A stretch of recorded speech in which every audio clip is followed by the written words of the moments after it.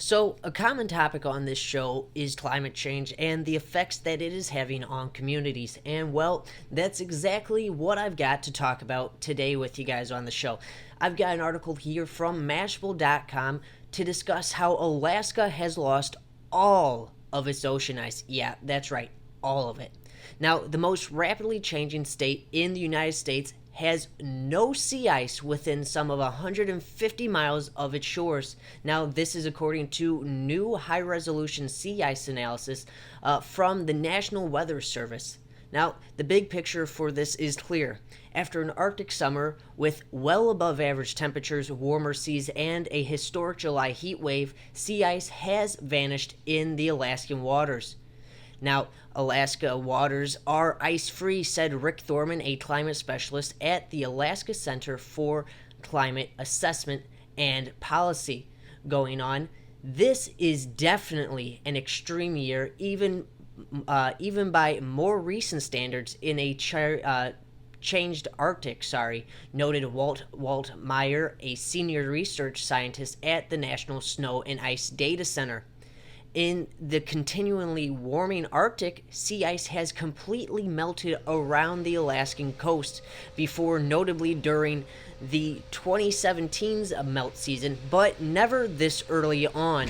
It's cleared earlier than it has in any other year, said Thorman. Sea ice starts regrowing again in the fall when temperatures normally drop, but they haven't had the chance and the ice has not been able to regrow. Arctic sea ice has been either at its record lows or flirting with record lows throughout much of the summer. I'm losing the ability to communicate the magnitude of change, Jeremy Mathis, who is a longtime Arctic researcher and current board director at the National Academies of Sciences, told Mashable in June during an interview, when sea ice levels were at their lowest point in the satellite record for that period. I'm running out of adjectives to describe the scope of change we are seeing, he continued on to say. Now, even during this historically ice-clad seas were nearly free of ice. The Bering Sea in early March was an open ocean. That's not normal for winter, if anyone was wondering. It's normally pretty much covered completely with ice across the whole ocean. Now, I'm losing the ability to communicate, like we said, the magnitude of change. A fundamental problem is that most of the sea ice around Alaska and in the greater Arctic is young, meaning it is more vulnerable to melt. Over the past decades, the older, thicker, multi-layer year ice has been melted away by warmer ocean and air temperatures. And this past July, the seas around Alaska, the Beaufort and the Chukchi seas, were some 9 or 10 degrees Fahrenheit above average, noted Meyer in their report. Only the thin, more vulnerable sea ice remains. Now, the loss of the multi-year ice is a really big driver here, emphasized Thorman. First-year ice is much more susceptible to the vagaries of the weather. Now, the weather swayed by climate is often warmer than the last century saw. The resulting relentless ice loss is one of the most conspicuous results of a rapidly heating climate, just like the glaciers. This is due to the long-term warming of the Arctic, which Zach Labe said, who is a climate scientist and has a PhD candidate at the University of California, Irvine, explained in June during an interview.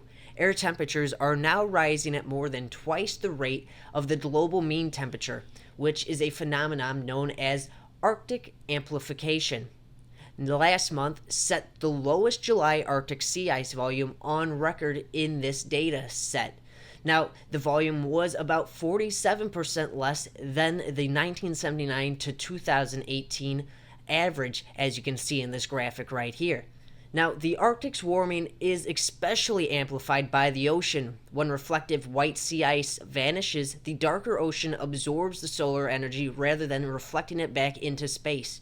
To boot, this warmth then mixes around with other waters, warming them too, explained Thorman during his interview. and it's a vicious cycle. And the consequences are ramping up. Across the globe, we are seeing this get worse. Things are not necessarily gradual, said Thorman, referencing the big changes occurring in and around Alaska. When thresholds get crossed, changes occur in a hurry. And this is why we have to do something about the climate breakdown we are seeing. This is a week after this. This article came out a week after. A reminder, last week I just did a video talking about how Greenland lost, 11 trillion tons of its glacier ice in a single day. In a single day, we are seeing so much glacier melt happen, and what happens then? The oceans rise. People don't want to handle the refugees we already have from war and all that such, but let me tell you, who is going to help these people when we start having climate refugees running for their lives, trying to survive because of coastal flooding, because where they live is too hot, because the conditions get too hazardous where they are? What happens then? Who is going to help them, and when is enough? What is it going to take for us to fucking say, hey, we have to do something about climate change. We have to change our lifestyles, what we eat, how we live, to make sure that our planet is sustainable for the next generation. When and what will take that to click in our minds so we can actually start doing something about the climate breakdown we are seeing? Because time is ticking away. Hey everybody, thanks for watching this video. It's been great having you, and I hope you enjoyed what I talked about today. Don't forget to give this video a thumbs up, drop a comment below, and also make sure to follow me on Instagram and Twitter at The Daily Ember. No spaces or underscores, just simple as that to find. And also, if you'd like to become a $1, $3, or $5 donor to help support the show and what I do, you can go to patreon.com/TheDailyEmber and sign up to become a monthly donor today. Once again, thanks for watching, and as always, this has been your Daily Ember.